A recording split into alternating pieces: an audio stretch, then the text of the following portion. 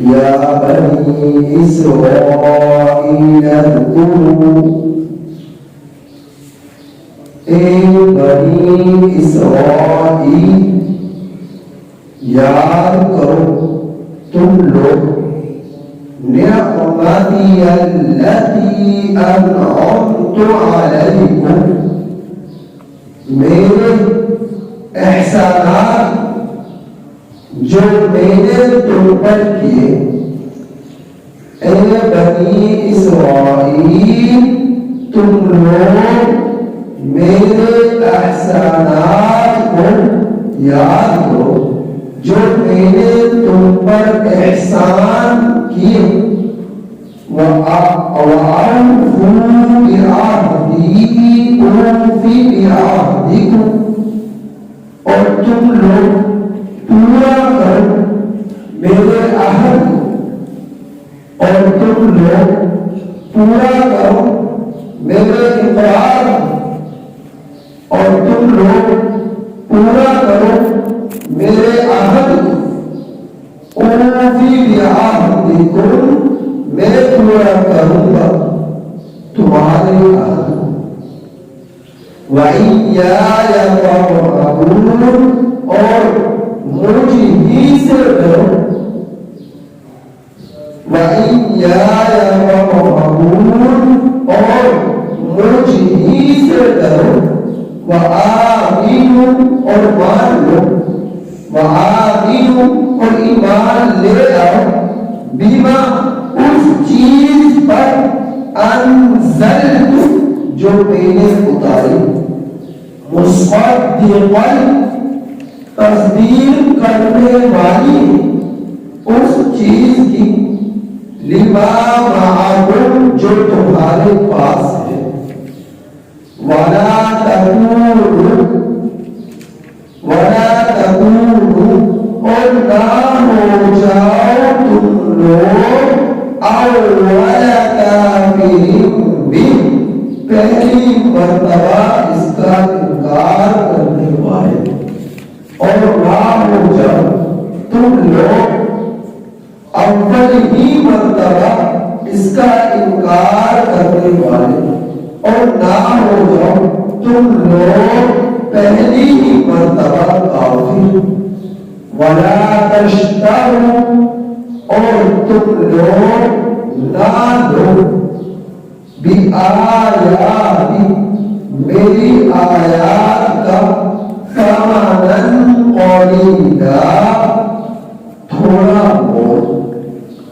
اور نہ لو تم لوگ میری آیات کا تھوڑی قیمت، تھوڑا مول. وَإِيَّايَ فَاتَّقُونِ، اور مجھ ہی سے تم لوگ بچتے ہو، اور مجھ ہی سے تم لوگ ڈرتے ہو، بچتے ہو.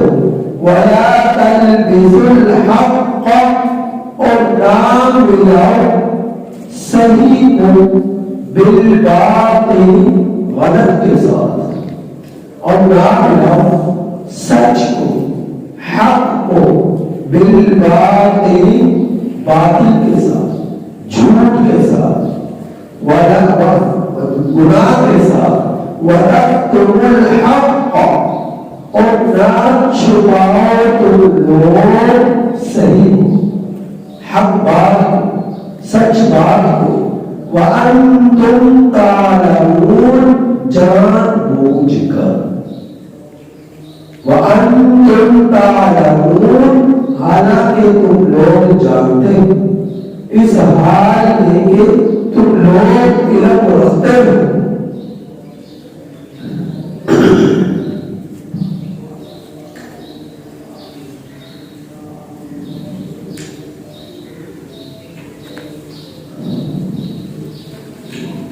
اللہ رب العزت نے سورۃ البقرہ کی ابتدا اپنے ذکر سے کی. ذکر کے بعد اللہ جل جلالہ نے ایمان والوں کا تذکرہ کیا، ہدایت یافتہ لوگوں کا تذکرہ کیا، اور اس کے بعد اللہ جل جلالہ نے کھلے طور پر انکار کرنے والے، کفر اختیار کرنے والے لوگوں کا تذکرہ کیا اور ان پر وعیدات اور پکڑ کا ذکر کیا، عذاب کا ذکر کیا، اور اس کے بعد منافقین کا تذکرہ کیا اور منافقین کی بری عادات کا تذکرہ کیا، اور پھر اس کے بعد جو ہے اللہ رب العزت نے ایمان والے، کافر، منافقین تینوں کو مخاطب کر کر احکام خداوندی کی پیروی کرنے کا حکم دیا، پوری طرح عبادات کرنے کا اللہ جل جلالہ نے ذکر فرمایا، اور پھر اللہ رب العزت نے جو ہے جب مثالوں کے ذریعے سے نافرمان لوگوں کی مثالیں دی، اور پھر اس کے بعد اپنی نعمتوں کا تذکرہ فرمایا، اور سب سے بڑی نعمت تخلیق آدم کا تذکرہ فرمایا کہ حضرت آدم علیہ السلام کو پیدا فرمایا۔ اب حضرت آدم علیہ السلام کا کی تخلیق کا اور آپ کو ملائکہ کا سجدہ کرنے کا اور آپ کا جنت میں داخل ہونے کا اور جنت سے خروج کا، دخول کے بعد شیطانی وسوسے کے اندر مبتلا ہو کر دنیا میں آ جانے کا تذکرہ فرمایا، اور پھر اللہ رب العزت نے پورے واقعہ حضرت آدم علیہ السلام کی تخلیق کا ذکر فرما لینے کے بعد اللہ رب العزت اسرائیل اہل کتاب کا تذکرہ فرما ہے، اہل کتاب کا تذکرہ فرما ہے۔ تو سورۃ البقرہ میں جہاں کھلے طور پر کافروں کا تذکرہ ہوا، ایمان والوں کے بعد کافر کو تذکرہ ہوا اور منافقین کا تذکرہ ہوا۔ اب منافق اور کافر دونوں ہی باطل کرتے ہیں، منافقین اپنے دل میں کفر کو چھپا کر اور ظاہر ایمان کا اقرار کرنے والے تھے، حالانکہ دلوں میں کفر ہے، تو کافر ہی تھے، منافقین تھے، تو ان کا ذکر فرمایا کافر اور منافقین، تو ان کافر اور منافقین یہ دو قسم ہوئی، پھر ان دونوں قسموں میں سے مزید دو قسمیں اور بنی، نافرمان لوگوں کی، کافر لوگوں کی دو قسمیں اور بنی۔ وہ دو قسمیں جو اور بنی ان میں دو طرح کے لوگ تھے، ایک طرح کے وہ جنہیں مشرک کہا جاتا ہے کہ جو اپنے آبا اجداد کی غلط قسم کی رسومات میں مبتلا ہو کر اسی ان میں مبتلا اپنی زندگی بسر کر رہے تھے، جس طرح کہ آپ مکہ کے لوگ تھے کہ انہیں اس وجہ سے کہ وہ لکھے پڑھے نہیں تھے، لکھے پڑھے ہوئے نہیں تھے، امیین کہا جاتا، امی کہا جاتا، لکھے پڑھے ہوئے نہیں تھے، تو مشرک ایسے کافروں کی ایک قسم ہے جو جن پر اہل کتاب کے خلاف نہیں ہوتا بلکہ اپنے آبا اجداد کی رسومات کی پیروی کرتے ہوئے بت پرستی اور شرک کے اندر مبتلا ہو کر زندگی بسر کر رہے ہیں۔ اور دوسری قسم کافروں کی جو آگے دو قسم بنی، ایک مشرک لوگ اور دوسری قسم کے کافروں کی وہ جو اہل کتاب تھے، اہل کتاب، اور اہل کتاب کا مطلب کیا؟ اہل کتاب میں دو طرح کے لوگ، ایک کو یہودی کہا جاتا اور ایک کو نصارہ کہا جاتا، ایک کو یہودی اور دوسرے کو نصارہ۔ یہودی کسے کہا جاتا؟ یہودی اسے کہا جاتا کہ جو تورات کو ماننے والے تھے، اور نصارہ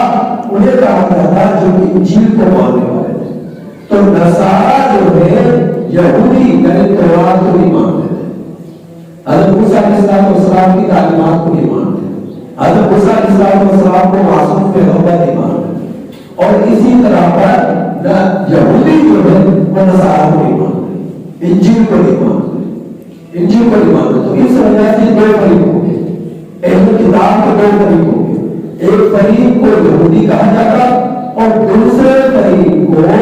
نصارہ کہا جاتا ہے۔ تو دونوں ہی اہل کتاب کہ ان کو لوگ عزت کی نظر سے دیکھتے، قدر کی نظر سے دیکھتے کہ یہ اہل علم ہے، یہ اہل کتاب ہے، تو یہ اہل علم ہے، تو ان کی قدر کرتے، ان کی عزت کرتے، ان کا ادب و احترام کرتے، اور ان کے معتقدین کی تعداد بہت زیادہ تھی۔ تو مدینہ المنورہ کے قرب و جوار میں اطراف میں زیادہ یہودی لوگ آباد تھے، اہل کتاب لوگ آباد تھے، اور مکہ المکرمہ میں زیادہ مشرک لوگ آباد تھے، اور مدینہ المنورہ میں زیادہ تر اہل کتاب لوگ آباد تھے۔ یہاں تو آپ پر عمل کرنے والے یا انجیل پر عمل کرنے والے، تو دو طرح کے لوگ ہیں۔ تو اللہ رب العزت نے ان اہل کتاب کا سورۃ البقرہ میں یہاں سے رکوع نمبر 5 میں ان کا تذکرے کی ابتدا ہوا ہے، اہل کتاب کی ان کے تذکرے کی ابتدا ہوا ہے، اور یہاں سے تذکرہ شروع ہو کر یہاں سے تذکرہ شروع ہو کر 130 آیات تک پہنچتا ہے، یعنی آیت نمبر 40 سے لے کر 130 آیات تک مسلسل بنی اسرائیل کا تذکرہ ہے، اہل کتاب کا تذکرہ ہے، اہل کتاب کا تذکرہ ہے، جس میں اللہ رب العزت نے ان پر کیے ہوئے اپنے احسانات کی طرف متوجہ فرمایا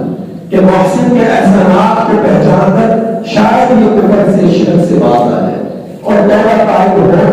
اپنے رب کی عبادت میں لگ جائے۔ تو یہاں سے اسرائیل اہل کتاب کا تذکرہ فرمایا اور یوں بیان فرمایا یا بنی اسرائیل، یا حروف النداء، بنی یا الگ ہے، بنی جو ہے ابن سے ہے، ابن کا معنی بیٹا، ابن کا بنی جو ہے ابن کا معنی بیٹا، اولاد، بنی سے مراد اولاد ہے۔ پھر اسرائیل یہ دو لفظوں کا مرکب ہے، دو ناموں کا یہ مرکب ہے، بنی اسرائیل یہ الگ مستقل لفظ ہے اور ایل یہ مستقل الگ لفظ ہے۔ اسراء کا معنی عبد ہے، اسراء کا معنی عبد ہے، اور ایل الہ سے، الہ کا معنی اللہ، لفظ اللہ، ایل سے مراد اللہ کی ذات باری اللہ جل جلالہ ہے۔ تو اسرائیل کا مطلب اللہ کا بندہ، اسرائیل اس لفظ کا معنی کیا؟ اللہ کا بندہ۔ تو یا بنی یا مخاطب متوجہ کرنے کے لیے اے بنی اسرائیل، اے اللہ کے بندے کی اولاد، اے ابھی معنی یہ ہوا لفظ معنی کہ اے اللہ کے بندے کی اولاد، اور اسراء کا معنی ایک برگزیدہ بھی مفسرین نے کیا ہے، برگزیدہ۔ تو پھر مطلب کیا ہوا؟ ایک اللہ کے برگزیدہ بندے کی اولاد۔ تو اللہ رب العزت نے نبی کریم صلی اللہ علیہ وسلم کے نام بے شمار جو ہے ذکر فرمایا ہے، جن کی تعداد 99 تک پہنچتی ہے، کم و بیش 99 تک بتلائی گئی، 100 تک بتلائی گئی۔ تو آپ صلی اللہ علیہ وسلم کے اللہ رب العزت کے جس طرح 99 100 نام ہے، کم و بیش اسی طرح اللہ کے رسول صلی اللہ علیہ وسلم کے بھی بہت سارے صفاتی نام ہیں۔ ذاتی ناموں کے علاوہ صفاتی نام میں اللہ کے رسول صلی اللہ علیہ وسلم کے بہت زیادہ ہے۔ تمام انبیاء کرام علیہ السلام میں اللہ کے رسول صلی اللہ علیہ وسلم کے نام کے علاوہ کسی اور ایک نام کے علاوہ اضافی نام ہے، ایک نام کے علاوہ اضافی کوئی اور نام سوائے حضرت یعقوب علیہ السلام۔ جتنا اللہ کے رسول صلی اللہ علیہ وسلم کے نام ایک نام کے علاوہ بہت سارے نام ہیں، تو اسی طرح یعقوب علیہ السلام کے بھی 2 نام ایک نام یعقوب اور دوسرا نام اسرائیل، یہ دو نام ہیں حضرت یعقوب علیہ السلام۔ تو اسرائیل یہ جتنے بھی بنی اسرائیل تھے حضرت یعقوب علیہ السلام کی اولاد میں سے جتنے بھی، تو اللہ رب العالمین میں سب سینکڑوں انبیاء کرام علیہ السلام جو ہے حضرت یعقوب علیہ السلام کی اولاد میں سے تشریف لے کر آئے، حضرت یعقوب علیہ السلام کی اولاد میں سے تشریف لے کر آئے۔ تو اللہ رب العزت نے جتنے انعامات اور احسانات بنی اسرائیل پر کیے ان کے زمانے میں کسی اور پر نہیں، اللہ رب العزت بے شمار انعامات کیے۔ تو اللہ رب العزت نے امت محمدیہ علیہ السلام کو تمام امتوں پر کرتے تھے، تو اس امت کا تعلق محسن کے ساتھ بلا واسطہ ہے، براہ راست اللہ تعالیٰ سے مانگ سکتے ہیں، توبہ طائب ہو سکتے ہیں، اپنے حاجات کو اللہ کے دربار میں پیش کر سکتے ہیں، تو بلا واسطہ اللہ رب العزت کے ساتھ تعلق، اللہ رب العزت اللہ جل جلالہ کے ساتھ تعلق۔ تو اللہ رب العزت نے جہاں امت محمدیہ علیہ السلام کا تذکرہ فرمایا، اللہ فرمایا فَاذْكُرُونِي أَذْكُرْكُمْ، تم مجھے یاد کرو میں تمہیں یاد کروں گا، تم مجھ سے مانگو میں تمہیں عطا کروں گا، تم مجھے یاد کرو میں تمہیں یاد کروں گا۔ لیکن یہاں پر اللہ رب العزت نے کیا اسرائیل بنی اسرائیل کے متعلق پہلے اللہ رب العزت نے انعامات اور احسانات کا تذکرہ فرمایا کہ بنی اسرائیل محسن کے احسانات اور انعامات کو پہچان کر اپنے محسن کو پہچانتے ہیں،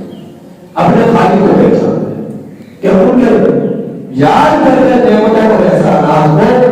شاید ان کا تعلق اپنے رب سے مضبوط ہو جائے، یہ توبہ طائب ہو جائے، اور اپنے رب کے سامنے جو ہے اپنے سروں کو چکا ہے، اس کے جو ہے اتباع میں زندگی بسر کرنے والے بن جائے۔ تو اللہ رب العزت نے ان پر کیے ہوئے پہلے اپنے احسانات کا تذکرہ فرمایا کہ ان احسانات اور انعامات کو دیکھ کر یہ لوگ اپنے محسن کو پہچان لیں کہ جس محسن نے تمہارے اوپر اتنے احسانات کیے،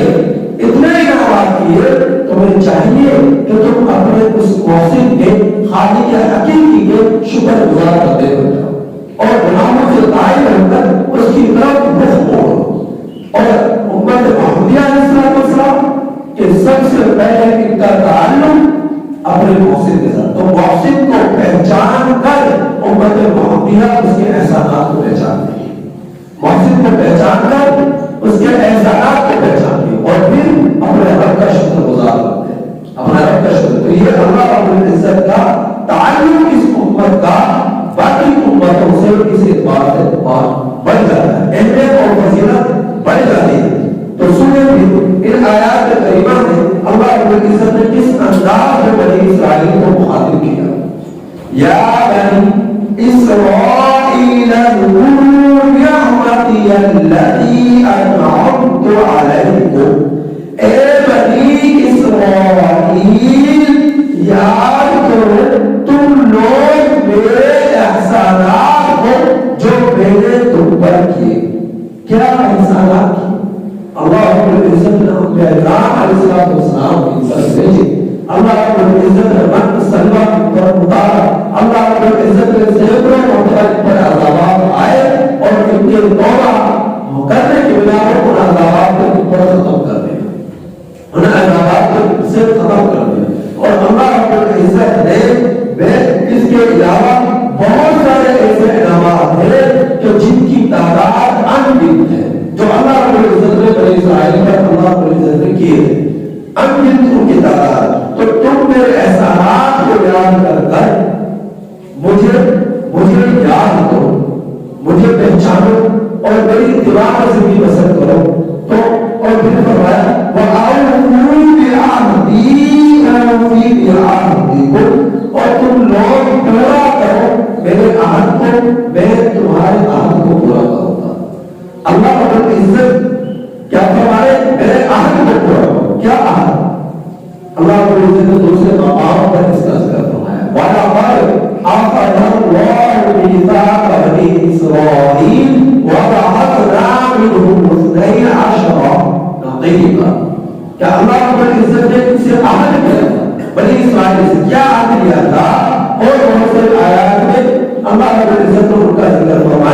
کیا عہد لیا تھا؟ تورات میں، انجیل میں اللہ نے ان سے عہد لیا، عہد یہ لیا کہ میرے آخر زمان پیغمبر پر ایمان لانا ہے، آخر زمان پیغمبر پر ایمان لانا ہے۔ اور آخر زمان پیغمبر کون ہے؟ اللہ کے رسول صلی اللہ علیہ وسلم، اور نبی کریم صلی اللہ علیہ وسلم محمد مصطفیٰ صلی اللہ علیہ وسلم جو ہے اللہ کے آخری رسول اور پیغمبر کا وسیلہ بنتے تھے، رسول۔ تو آپ صلی اللہ علیہ وسلم کے متعلق تورات میں، انجیل میں تمام امتوں سے اللہ رب العزت نے عہد لیا کہ تم میرے پیغمبر پر، آخری زمان رسول پر ایمان لے کر، اگر تم ایمان لے آئے تو پھر کیا ہوگا؟ میں اپنے عہد کو پورا کروں گا، وَأَوْفُوا بِعَهْدِكُمْ، تو میں اپنے عہد کو پورا کروں گا۔ اور اللہ کا عہد کیا تھا جو اللہ نے پورا کرنا تھا؟ وہ یہ تھا کہ میں تمہاری مغفرت کروں گا، میں تمہیں جنت عطا فرماؤں گا، میں تمہیں تمہاری لیے بخشش کے فیصلے کروں گا، میں تمہارے لیے اپنے عذاب کے فیصلے کروں گا، میں تمہارے لیے اپنی خوشنودی کے فیصلے کروں گا۔ اگر تم میرے عہد کو پورا کرو تو میں تمہارے عہد کو پورا کروں گا۔ میرا عہد یہ کہ تم آپ تمام پیغمبر محمد مصطفیٰ صلی اللہ علیہ وسلم پر ایمان لے آؤ، جب ایمان لے آؤ گے تو میں تمہیں جنت عطا کروں گا، میں تمہاری مغفرت کروں گا، میں تمہاری بخشش کروں گا۔ تو یہ تھا عہد۔ اور پھر فرمایا وَإِيَّايَ فَارْهَبُونِ، اور مجھ سے ڈرتے ہو، مجھ سے ڈر کر زندگی گزارو، نافرمانی کے ساتھ زندگی نہ گزارو۔ نافرمانی کرنا ایسا ہے جیسا کہ تمہارے دلوں میں میرا ڈر ہی، میرا خوف نہیں، تمہیں گھر میں موت کا خوف نہیں، موت کی بات کی زندگی کا خوف نہیں، تو تم جو ہے مجھ سے نہ ڈرنا اس بات کی علامت ہے۔ اور پھر فرمایا وَآمِنُوا بِمَا أَنزَلْتُ مُصَدِّقًا لِمَا مَعَكُمْ، اور مانو اس چیز کو جو میرے اوپر اتاری، جو میرے اتاری، تصدیق کرنے والی اس کی جو تمہارے پاس ہے، اور نہ ہو جاؤ پہلی مرتبہ اس کا انکار کرنے والے، کافی نہ ہو جاؤ۔ اب ان کے پاس تورات، زبور، انجیل، ان کے پاس آسمانی کتابیں تھی، سب میں اللہ کے رسول صلی اللہ علیہ وسلم کی تصدیق تھی، اور آپ صلی اللہ علیہ وسلم کا قرآن اترا، اور قیامت تک کے لیے آپ صلی اللہ علیہ وسلم کا بہت بڑا عظیم و شان معجزہ ہمارے ہاتھوں میں موجود ہے، ہمارے پاس موجود ہے، ہمارے سینوں میں موجود ہے، محفوظ ہے۔ تو اس میں اللہ رب العزت نے گزشتہ کتابوں کی تصدیق کی، تورات کی، زبور کی، انجیل کی، گزشتہ انبیاء کرام کی تصدیق کی۔ تو اسی طرح ان کتابوں میں بھی، تورات، انجیل وغیرہ میں بھی نبی کریم صلی اللہ علیہ وسلم کے آخری زمانے میں آنے کی بشارتیں، اور ان سے اس میں عہد کیا گیا تھا ان سے کہ آپ صلی اللہ علیہ وسلم پر ایمان لے کر آنا۔ تو ان قرآن ان آسمانی کتابوں کی تصدیق کرنے والا ہے، اور وہ آسمانی کتابیں تورات، انجیل وغیرہ نبی کریم صلی اللہ علیہ وسلم کی تصدیق کرنے والی ہے۔ اب اگر یہ یہود، اہل کتاب، یہ لوگ جو ہے اگر یہی انکار کریں گے تو مشرک لوگ جو ہوتے ہیں وہ فیصلے کو تو بہت ہی زیادہ انکار کریں گے، کیونکہ اہل علم ہے، اہل کتاب، تو ان پر زیادہ محنت کی ضرورت تھی، اور ان کا ایمان لانا زیادہ ضرورت تھا کہ ان کو لوگ قدر کی نظر سے دیکھتے، ان کے معتقدین کی تعداد بہت زیادہ تھی، ان کو اہل علم سمجھتے اور ان کو جو ہے اہل حق سمجھتے۔ اب اگر یہ اہل کتاب ایمان لے کر آئے تو باقی لوگ خود بخود ایمان لے کر آ جائیں۔ تو آپ سے سبب کی ان پر بہت زیادہ محنت ہے کہ لوگ ایمان لے کر آ جائیں، یہ لوگ ایمان لے کر آ جائیں۔ تو لیکن بہت سارے ایمان لے کر آئے اور بہت سارے نے انکار کیا۔ تو پہلی مرتبہ انکار کرنے والے کا جاؤ، مطلب کیا کہ پہلی مرتبہ انکار کرنا یہ بہت سنگین گناہ ہے، یہ ایسا گناہ ہے اگر انہوں نے انکار کی، ان کو دیکھا دیکھی باقی لوگوں نے انکار کیا کہ ان کو دیکھ کر باقی لوگ بھی ایمان نہیں لے کر آئے، تو جتنے لوگ ایمان لے کر نہیں آئے قرآن پر، اللہ کے رسول صلی اللہ علیہ وسلم پر، تو ان سب کا گناہ بھی ان پر ہوگا جن کی وجہ سے ایمان نہیں کر گئے۔ تو اس آیت کریمہ سے ایک بات یہ معلوم ہوئی کہ جو اگر کوئی شخص کسی گناہ میں مبتلا ہو، اللہ رب العزت کی نافرمانی میں مبتلا ہو، تو نافرمانی میں مبتلا شخص کی وجہ سے دوسرے لوگ بھی اس گناہ میں مبتلا ہو جائے، نہ نافرمانی میں مبتلا ہو جائے تو ان سب کا گناہ بھی اس شخص پر ان کو تو ملے گا ہی، لیکن ان سب کا گناہ اس شخص پر بھی ملے گا جس کی وجہ سے دوسرے لوگوں نے دیکھا، دیکھنے کے بعد دوسرے لوگ گناہ میں مبتلا ہوئے۔ ایک شخص نے گناہ کیا، اس کو دیکھ کر اسے معلوم ہے کہ اس برے کام کی وجہ سے دوسرے لوگ بھی برائی میں مبتلا ہوں گے، تو اس کی وجہ سے ان کو گناہ تو ملا تو ملا، ان کا وبال اس پر بھی پڑا۔ یا اس نے گناہ کی دوسروں کو دعوت اور دوسرے لوگ گناہ میں مبتلا ہوئے تو اسے گناہ کی دعوت جو گناہ ملا وہ تو ملا، باقی لوگوں کو بھی گناہ کرنے کی وجہ سے ان کا وبال بھی اس پر پڑا۔ اور اسی طرح ہے وَأَوْفُوا بِعَهْدِكُمْ وَأَوْفُوا بِعَهْدِكُمْ بِعَهْدِكُمْ سے معلوم ہوا عہد و پیمان کی پاسداری کرنا ہمیشہ ایک بار فرض ہے، اور ان کی پاسداری نہ کرنا، عہد کو پورا نہ کرنا تو یہ حرام ہے۔ اللہ کے رسول صلی اللہ علیہ وسلم ارشاد فرمایا کل قیامت کے دن میدان حشر میں ایسے شخص کو کھڑا کیا جائے گا جو عہد کی پاسداری نہیں کرتا، پاسداری نہیں کرتے، اور ان پر اس خاص علامت ایک جھنڈے کی صورت میں ان پر گاڑ دی جائے گی، اور جن شخص نے جتنے عہدوں کو ہوا کو توڑا ہوگا، عہدوں کی پاسداری نہ کی ہوگی، اس کا جھنڈا اتنا ہی اونچا ہوگا، اور لوگ میدان حشر میں پہچان لیں گے کہ یہ وہ لوگ ہیں جو اپنے عہدوں کی پاسداری نہ کیا کرتے۔ تو اللہ رب العزت اس انداز میں اس شخص کو ذلیل اور رسوا کریں گے جو دنیا کے اندر اپنے عہدوں کی پاسداری نہیں کرتے تھے، اپنے وعدوں کی پاسداری نہیں کرتے تھے، عہدوں کی پاسداری نہیں کرتے تھے، تو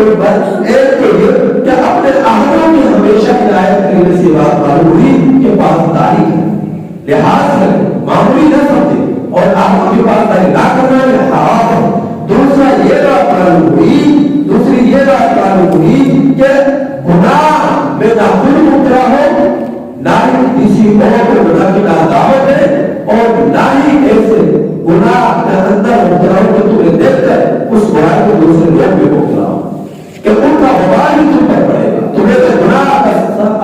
جو ہے پکڑ رکھے تو کہانی ہوگی وہ تو ہوگی ہی، لیکن دوسرے لوگ جو مبتلا ہوئے ان کی وجہ سے مزید تمہاری پکڑ رکھ مزید شدت اختیار کر جائے۔ تو آگے آیت میں فرمایا وَلَا تَشْتَرُوا بِآيَاتِي ثَمَنًا قَلِيلًا، اور نہ مول تھوڑا بھی آیات کے بارے میں۔ آیات سے مراد احکام شریعہ، اللہ رب العزت کے طرف سے عائد کردہ فرائض ہے، حدود شریعہ ہے۔ تو اہل کتاب میں سے اکثر لوگ جو ہے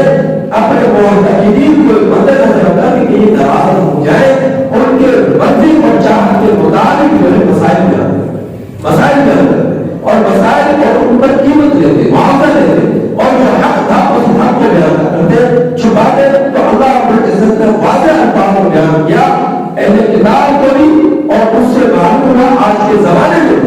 جو حق ہے وہ حق بیان کرنا چاہیے، جو سچ ہے اس سچ کو بیان کرنا چاہیے، لوگوں کو راضی کرنے کے لیے احکامات کو چھپانا نہیں چاہیے، مسائل کو چھپانا نہیں چاہیے کہ میرے اپنے راضی ہو جائے،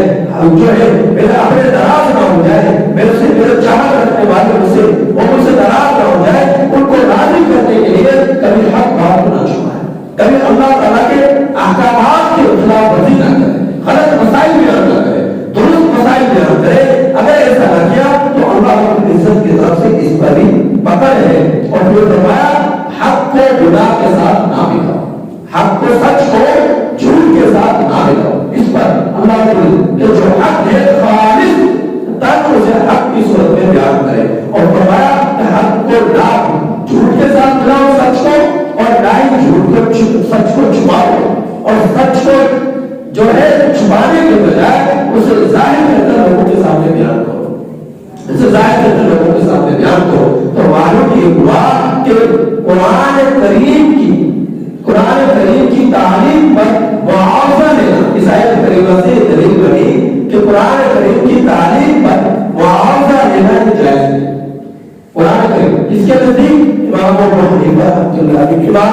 جو ہے مالک رحمۃ اللہ علیہ کے نزدیک، امام شافعی رحمۃ اللہ علیہ کے نزدیک، امام احمد بن حنبل رحمۃ اللہ علیہ کے نزدیک تعلیم قرآن پر معاوضہ لینا جائز ہے، اور امام ابو حنیفہ رحمۃ اللہ علیہ کے نزدیک ناجائز ہے۔ لیکن متاثرین